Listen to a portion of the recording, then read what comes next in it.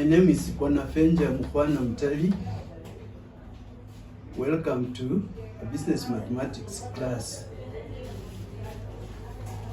Today we are going to look at a topic known as ratio and proportion.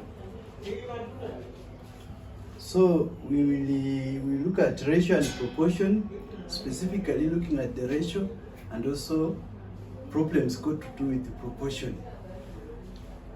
For example, a number divided by b is written as a divided by b. So when we write it in a ratio form, we say a to b, meaning a is divided by b. A to b means a is divided by b.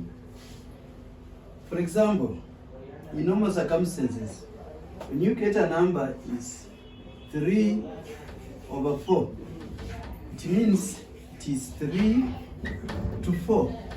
So it means this number is 3 is divided by 4. And it becomes 3/4. So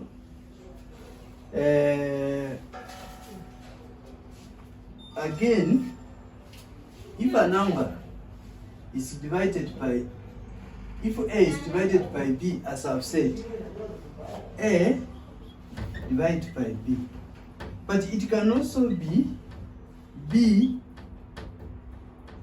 to a.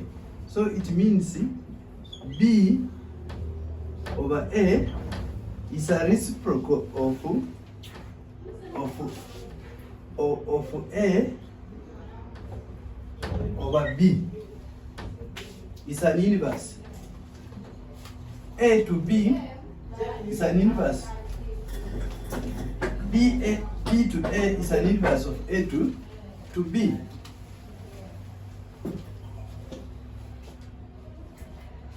Also, a ratio remains unaltered if it is either multiplied or is divided.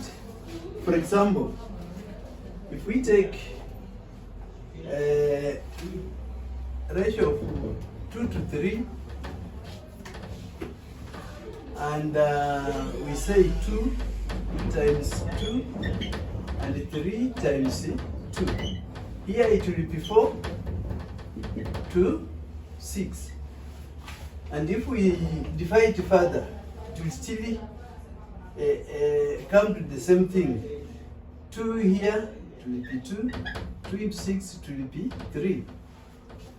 Also, when we divide a ratio by similar numbers, the answer will be the same. The answer will be the same. For example, so long as the number dividing is not equal to 0.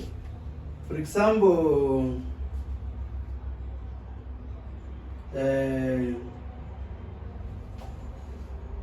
A divided by m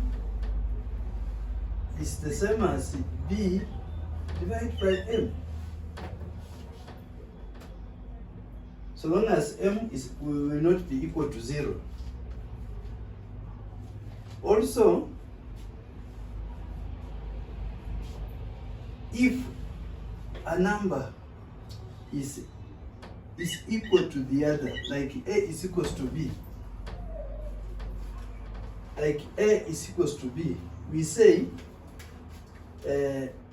is a ratio of equality, because a is equals to b and b is also equal to a.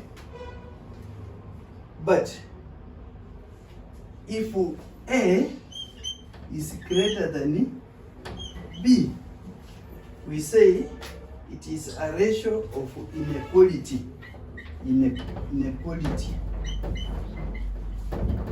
It's a ratio of inequality because a is greater than 7. For example, if 4 if 7 is greater than 4, you see? So we say this one is a ratio of inequality because it's the same as saying 7 to 4, which is like saying 7 divided by 4. We will have some fractions when we divide.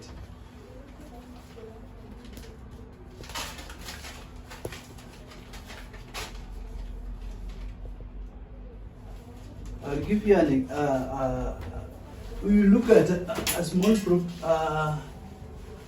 problem here to make it very clear.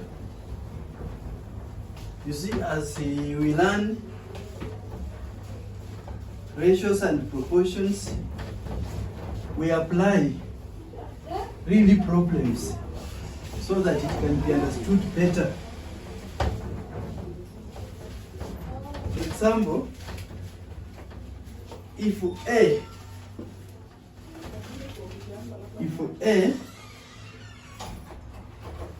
is equals to 2 kg and B is equals to 400 grams, then you are told to reduce these ratios in grams or in the same unit. What we do, we convert this one into grams. We say 1 kg is the same as 1,000 kg. How about 2 kg? 2 kg will be 2 times 1,000 divided by 1, which will be 2,000. That will be 2,000 grams. It will be 2 kg. Therefore, we have now converted 2 kg into grams. So we can now say 2,000 grams to 400 grams. So the ratio will be, first when we divide by 100, our 2 zeros will go, our 2 zeros here will also go. So we remain with 24. And if we further divide by 4, it will be 5 to 1. It will be, our ratio will be 5 to 1. 1 kg equals to 1,000 grams, not kg. 1 kg is equals to 1,000 grams. 1 kg is equal to, and incorrectly written kg again. 1 kg is equals to 1,000 grams, and 2 kg, the product will be 2,000 grams. Therefore, 2,000 grams to 400 grams. When we divide by 100, we get 20, and here we get 4. And if we divide by 4, here we get 1, here we get 5. So our ratio will be 5 to 1. Our ratio will now be 5 to 1. I hope that one is clear. So if you want actually things to be the same ratio, you have to convert the same in the same units. But don't say, for example, don't say 2 kg to 400 grams. No, it has to be in the same units. For example, we could also have said that this one we can also convert to kg. For example, we say 1,000 grams is equals to 1 kg. How about 400 grams? It will be 400 times 1 over 1,000. So which will be 0.4 kg. So now we say 2 kg to 0.4 kg is the same as saying 2 to 0.4. 2 to 0.4. Now, if we multiply each side by 10, here it will be 20 to 4. So if we further divide, 5. it will be here, it will be 5 to 1. It's the same thing. So you can either convert to grams or to kg, so long as you make sure that it's in the same unit. Okay, I will give you a second example. A second example will be on the increase of ratios. When ratios increase, what will happen? When ratios increase, something will happen. And now we are going to see it right away.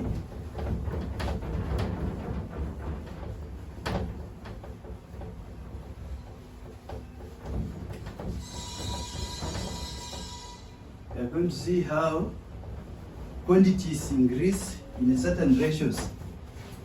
For example, if a quantity increases by a given ratio, multiply the quantity by the greater ratio. For example, if the price of crude oil is increased, the price of crude oil is increased by ratio 4 to 5. And the ratio 4 to 5. And the price was costing 20 pounds per unit. The price per unit, price of crude oil per unit, say was 20 pounds. And now if the price will increase by, in the ratio of 4 to 5, we take the greater ratio. We say 5 over 4 times 20. So now 4 into 20 will be 5. So the price will now be 25 shillings, because it has increased in the ratio of 4 to 5. So we take 5 over 4. But if it were, it has increased into, it has increased to 25, but initially it was 20. So there is an increase of 5 shillings. You see, that's how it is. But also, it may decrease also. It may decrease. For example, like in the example that I've just given. For example, if the price of oil is decreased, if the price of oil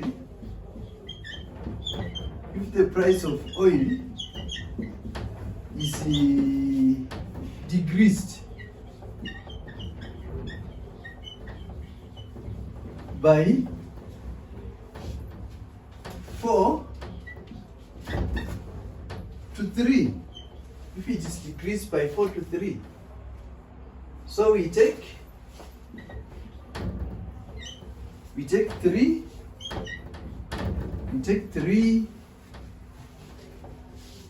because we are given that the price has decreased from, in the ratio of 4 to 3. So we take 3 over 4. We multiply by 20. So it will be 4 here 1, 4 here 5. So it will be 15. It will be 15 shillings. So you see the ratio has also reduced by, the shillings have reduced from from 20 to 15 by 5 also. You see. So when they say the decrease, we look at the number which is lesser than the other. Then we make it the numerator, and the other one becomes the denominator. Then we multiply, we will get what I've gotten there. So that is about ratios. So now let us go the next step. The next step we'll look at proportion, because our topic is ratio and proportion. So we have seen that a ratio must be either of two numbers or more numbers. But a ratio written as A to B means A divided by B. And I also said, when you take the ratio and multiply by similar numbers, the ratio will be the same. If you divide by similar numbers, the ratio will also be the same. So now let us look at proportion, because we are now through with the ratio. Now let us, as I write the board, let us now look at the proportion. How proportion problems get to be solved.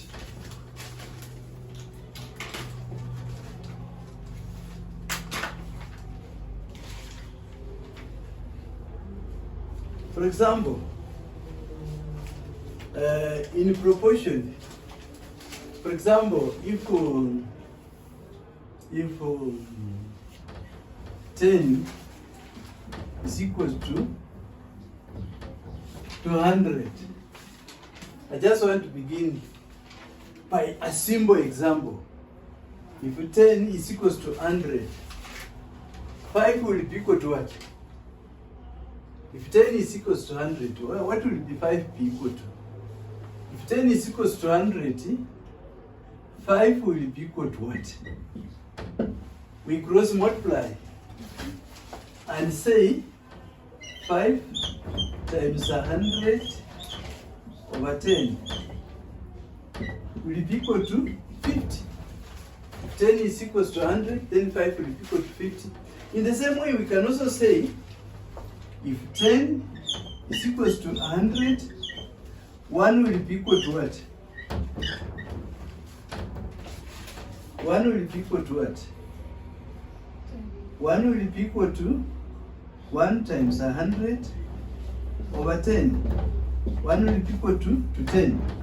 And if 1 will be equal to 10, therefore 5 will be equal to what? 5 will be equal to 50. If 1 is equal to 10, then 5 will be equal to 50, because the first one is equal to 10, the second, another one is equal to 10, the third is equal to 10, the fourth is also equal to 10, the fifth is also equal to 10. When we add here 5, and then when we add here 50, so those are what we call proportions. Those are proportions. Now let us come to, may I give you a life problem.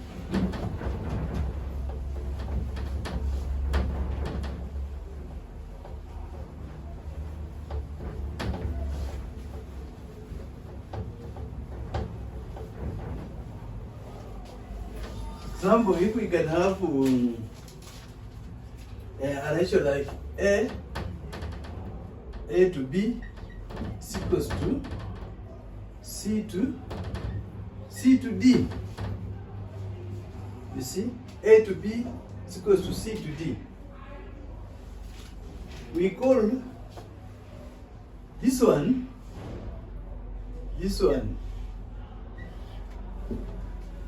and then this one.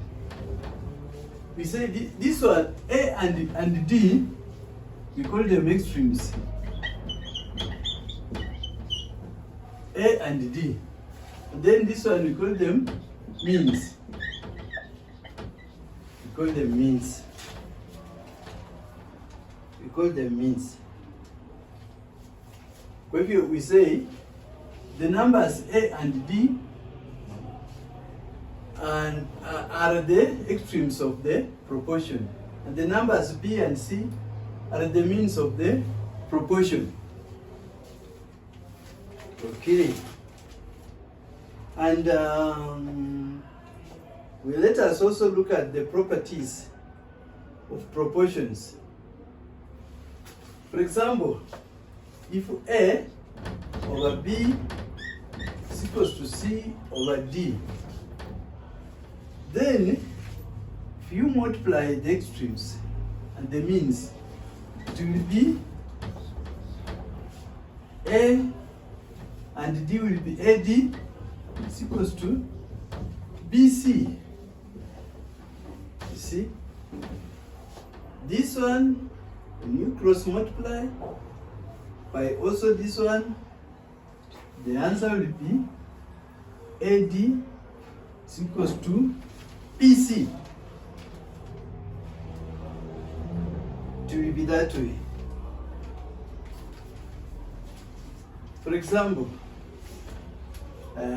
if we have a number like 2/3 is equals to x over 4, then you are told to find the value of x. If you want to find the value of x, you cross multiply. So if you cross multiply the means here, you get 3x is equals to 8. And x alone will be 8 over 3. 8 over 3, 3 goes into 8 2 times, that's 6. The remainder will be 2/3. So x will be 2/3. That's how we can use these methods of means and extremes to solve the unknown.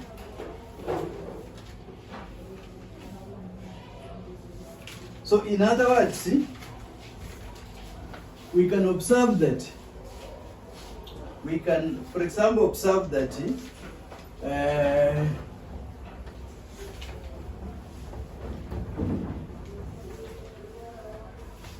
for example, here we said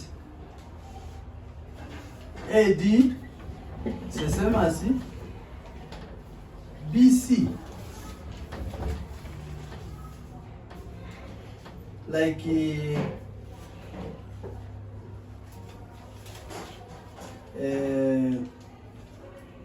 if we have a number like 2x, if they are in continuous proportion, and 18, and we are asked to find the value of what?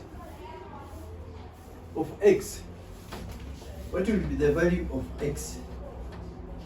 So what you do, you say 2 to x will be the same as x to 18 if the numbers are in continuous proportion. So we come and say 2 over x is the same as x over 18. And if we multiply the means, we get 2x is the same as 36. And x alone we divide by both sides by 2 here. So x will be equal to 18. X will be equal to 18. And 18 times 2, because 18 times 2 is 36. X will be equal to not 18, 36. 2 here is 1. 2 here is 1. Isn't it? 16? 8. 18. Yeah, x will be equal to 18. to 18.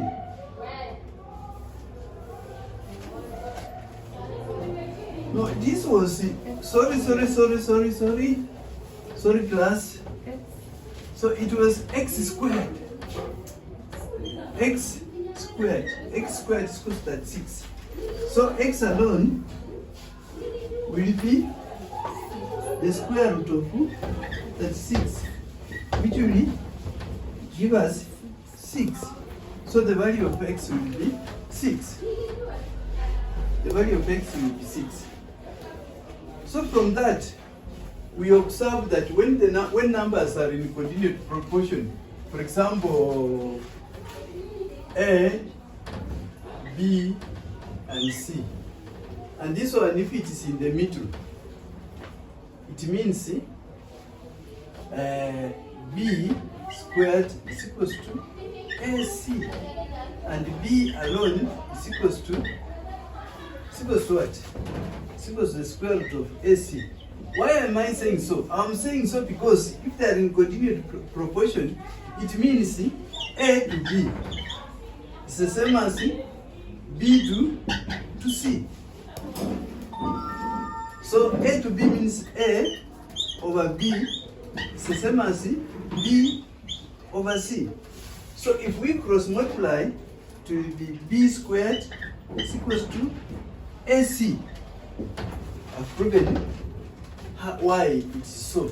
So the middle number will be the means of the three unknowns. Okay. Let us also, we can also look at compound proportion. At compound proportion. This one is called continued proportion. And lastly, let us also look at compound proportion.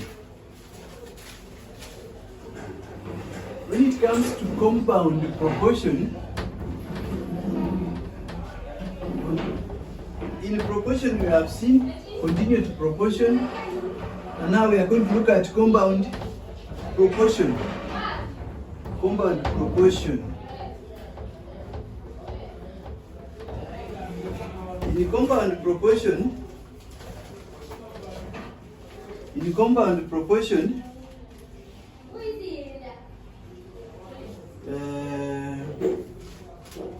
for example, if we have now A is A to 1, 2 to 3, 2, B to 1, 2, B to 3. If we compound these numbers, it will be the same as saying A to 1 is the same as B to 1. And A to 2 is the same as B to 2. And A to 3 is the same as B to 3. It's the same as B to 3. This method, sometimes we call it compounded rule of 3. You see, this one A1 multiplied by A2 by A3, 2, B1 by B2 by B3. So this one is the same as saying this one will be equal to this.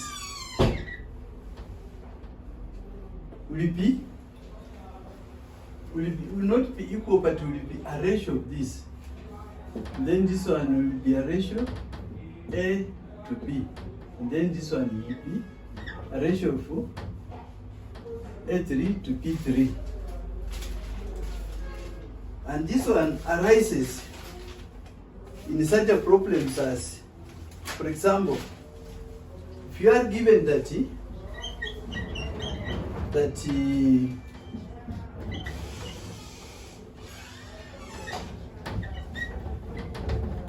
For example, you will be given that if 10 men working 8 hours, 10 men working 8 hours finish work in 12 days. How about 12 men working 5 hours? How long will they take? How long would they take? So what we look at here, we give a number like X here. What do? We ask ourselves.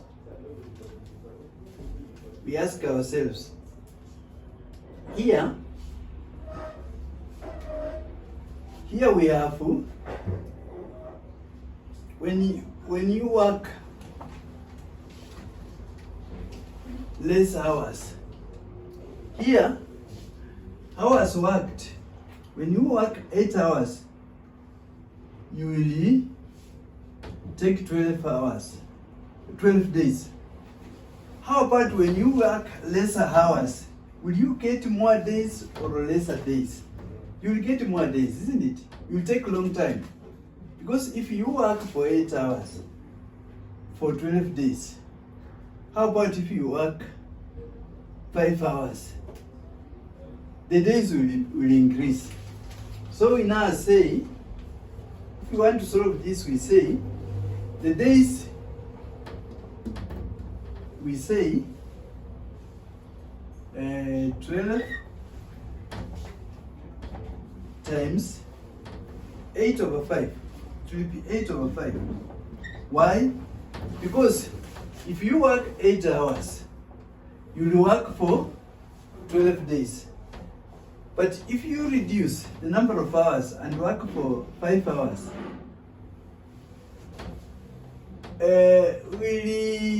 will you work for a few days? No. Will you work for more days? So that's why we say 8/5. And then we come here. Here,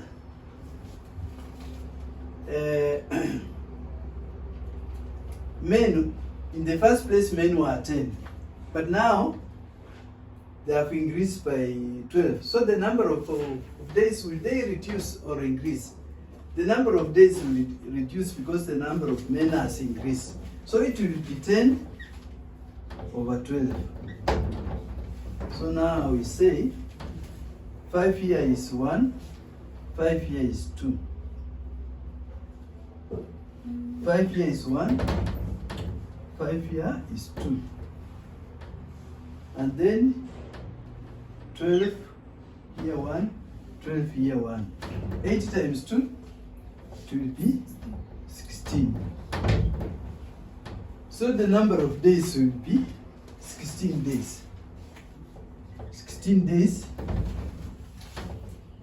If men increase by 2, and if hours reduce by 3. So that is the observation that we have seen.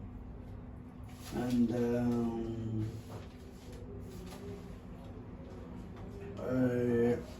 by that we come to the end of our lesson on ratios and proportion. Let's meet in the next class. Thank you and welcome.